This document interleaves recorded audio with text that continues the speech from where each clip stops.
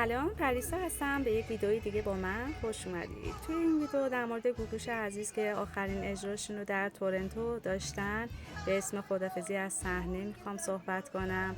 گوگوش عزیز به دلیل لرزشی که در صورت ایشون چند وقت به وجود اومده شایعات زیادی درست شده که در انتهای این ویدئو در کنسرتش توضیح داده برای هوادارانش که برای شما گذاشتم.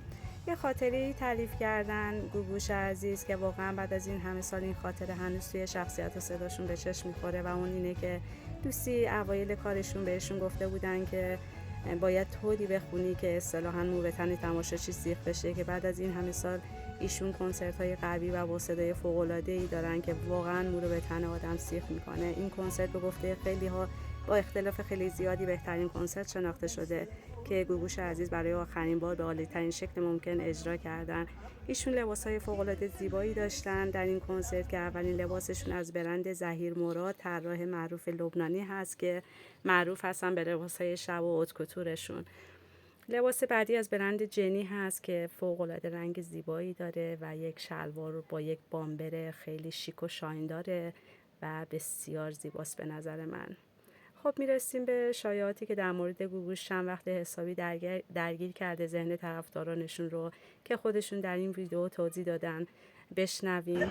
میگم صدا میلرزه،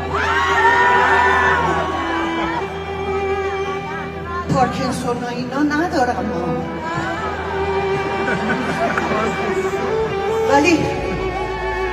ولی نمیدونم چیه، چه مرضیه، چه بیماریه که توی گلوی من. این دکتر جان، دکتر پولاپویی،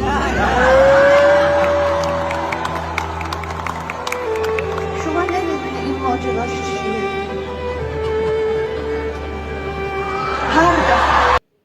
و در آخر ممنونم که تا انتهای ویدیو با من همراه بودین. مرسی که با لایک و سابسکرایب این ویدیو رو حمایت میکنید.